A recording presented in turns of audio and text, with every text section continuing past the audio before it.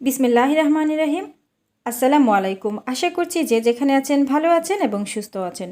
ঠান্ডা মৌসুমে যদি বারবার ঠান্ডাজনিত সমস্যায় ভুগে থাকেন, অ্যালার্জি, সর্দি, কাশি, বুকে জমে থাকা কফ এই ধরনের সমস্যায় ভুগে থাকেন, তাহলে আপনার জন্য এই ভিডিওটি।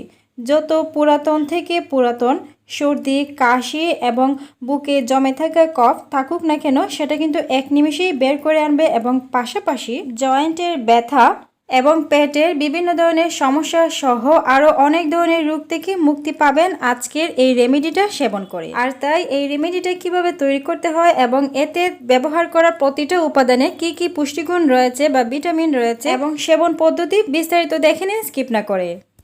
প্রথমে যে উপাদানটা নিয়েছি সেটা হচ্ছে কাঁচা হলুদ। কাঁচা হলুদ বাজার থেকে কিনে এনে আমরা 1 মাসের মতো বাসায় এমনি রেখে দিতে পারি। তো প্রথমে জেনে নেব কেন আমরা এই কাঁচা হলুদ সেবন করব আর কাঁচা হলুদে কি কি উপাদান রয়েছে। কাঁচা হলুদে রয়েছে অ্যান্টিঅক্সিডেন্ট, অ্যান্টিব্যাকটেরিয়াল এবং অ্যান্টি ফাঙ্গাল প্রপার্টিজ, যা আমাদের শরীরের বিভিন্ন ধরনের রোগের সঙ্গে লড়াই করতে সক্ষম। তাছাড়াও এই কাঁচা হলুদে রয়েছে প্রচুর পরিমাণে protein, fibre, vitamin C, vitamin K, potassium, calcium, copper, iron, magnesium এবং প্রচুর পরিমাণে জিঙ্ক, যা আমাদের শরীরে প্রবেশ করার সঙ্গে সঙ্গে আমাদের শরীরে বিভিন্ন ধরনের সমস্যার সমাধান দিয়ে থাকে। এটি সেবন করলে সর্দি, কাশি এবং শ্বাসকষ্টজনিত সমস্যা দূর হবে এবং পুরাতন থেকে পুরাতন জমে থাকা কফ গলিয়ে বের করে আনবে। জয়েন্ট ব্যথা দূর করবে, পেটের বিভিন্ন ধরনের সমস্যা, যাদের পেটে প্রচুর পরিমাণে গ্যাস, অ্যাসিডিটি রয়েছে, বুক জ্বালাপোড়া রয়েছে, সেগুলো সমাধান করবে। রক্ত পরিষ্কার করবে, রক্ত শুদ্ধ করে ও যে কোনো ধরনের চর্মরোগ থেকেও কিন্তু মুক্তি দেয়। হলুদে থাকা ফিনোলিক ও কারকিউমিন, যা ক্যান্সার প্রতিরোধ করে, অনিদ্রা দূর করে এবং অ্যালার্জিজনিত সব ধরনের সমস্যা কিন্তু দূর করে। যকৃতের ক্ষমতা বাড়ায়, ওজন নিয়ন্ত্রণে থাকে, বাড়ায় রোগ প্রতিরোধ ক্ষমতা এবং মস্তিষ্ক পুষ্টি পায়। তাছাড়া আমাদের মুখের স্কিনের বলিরেখা দূর করে, ত্বকের সৌন্দর্য বৃদ্ধি করে, পুরা দাগ এবং ব্রণের দাগও কিন্তু কমিয়ে দিতে পারে এই কাঁচা হলুদ। আর এখানে আমি 1 টুকরো কাঁচা হলুদ ভালো করে খোসাগুলো ছাড়িয়ে নিয়েছি। এখন এটাকে গ্রেটারের সাহায্যে আপনারা গ্রেট করে নিতে পারেন, ব্লেন্ডার বা শিলপাটাতে দিয়ে পেস্টও করে নিতে পারেন। আর আমি এখানে একটা ছুরির সাহায্যে কুচি কুচি করে নিচ্ছি। আপনারা চাইলে এইভাবেও কিন্তু এটা করে নিতে পারেন। এই কাঁচা হলুদ শুধু যে এই রেমেডিটা তৈরি করে আমাদেরকে খেতে হবে সেটা কিন্তু নয়, কাঁচা হলুদ বিভিন্নভাবে আপনারা খেতে পারেন। তো কাঁচা হলুদ যে কোনোভাবেই খান না কেন, আপনারা কিন্তু এর একটা ভালো রেজাল্ট অবশ্যই পাবেন। কাঁচা হলুদ যদি বাসায় থাকে না বা আপনার হাতের কাছে থাকে না, সেক্ষেত্রে কিন্তু এই গুঁড়ো হলুদটাও ব্যবহার করতে পারেন, যে হলুদের গুঁড়োটা আমরা রান্নার কাজে ব্যবহার করি। তবে এর থেকে কাঁচা হলুদের গুণাগুণ অনেক বেশি, আর তাই আমরা চেষ্টা করব কাঁচা হলুদটাই সেবন করার। আর এখন আমি যে দ্বিতীয় উপাদানটা নিচ্ছি সেটা হচ্ছে এলাচ। যদিও আমরা মশলা হিসেবে ব্যবহার করে থাকি, কিন্তু এই এলাচে প্রচুর পরিমাণে ঔষধি এবং ভেষজ গুণ রয়েছে। এই এলাচের কি কি ঔষধি এবং ভেষজ গুণ রয়েছে এবং কেন আমরা সেবন করব সে বিস্তারিত তথ্য দিয়ে আমার চ্যানেলে একটা ভিডিও আপলোড করা আছে, আপনারা চাইলে সেই ভিডিওটা কিন্তু দেখে নিতে পারেন। তো এখানে আমি কয়েকটা এলাচ নিয়েছি এবং এলাচগুলো থেকে ভেতরের বিচিগুলোকে আমি আলাদা করে নিচ্ছি।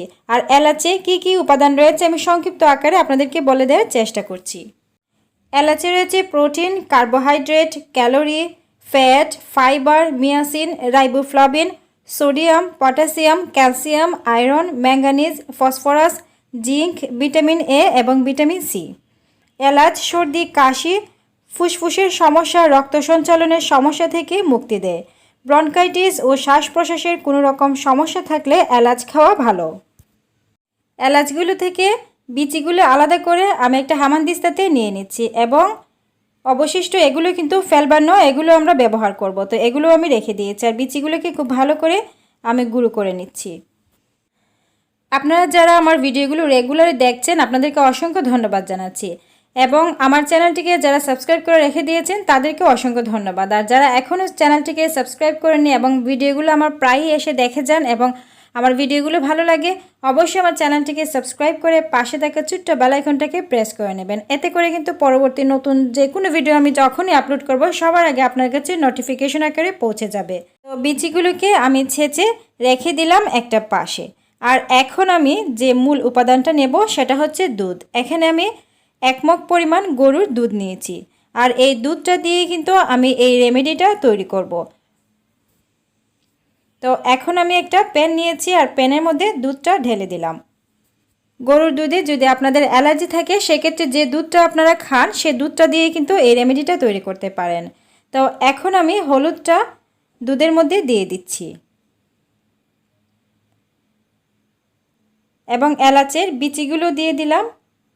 তাছাড়া এলাচের যে খোসাগুলো রেখেছিলাম সেগুলো কিন্তু আমি দুধের মধ্যে দিয়ে দিচ্ছি।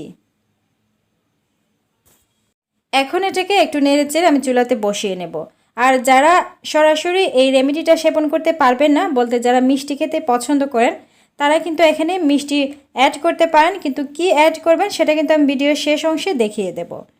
তো চুলাতে বসিয়ে নিলাম আর নর্মালি স্লো ফ্লেমে এটাকে জাল করতে হবে। 7 থেকে 8 মিনিট সময় এটাকে আমরা জাল করে নিচ্ছি। আর জাল করার সঙ্গে সঙ্গে কিন্তু কালারটাও চেঞ্জ হয়ে আসছে, হলুদের কালারটা কিন্তু বের হয়ে আসছে। তো চলুন আমরা জেনে নিই দুধে হলুদ মিশিয়ে খেলে কি কি উপকার আমাদের হয়। দুধে হলুদ মিশিয়ে খাওয়াটা কিন্তু প্রাচীনকাল থেকেই প্রচলিত ছিল। আমাদের নানি দাদিরা যখনই কোনো ধরনের সমস্যায় ভুগতেন, বলতে যখনই কোনো ধরনের শারীরিক সমস্যায় ভুগতেন, তখনই কিন্তু এই হলুদ দুধটা সেবন করতেন এবং অন্যান্যদেরকেও সেবন করাতেন।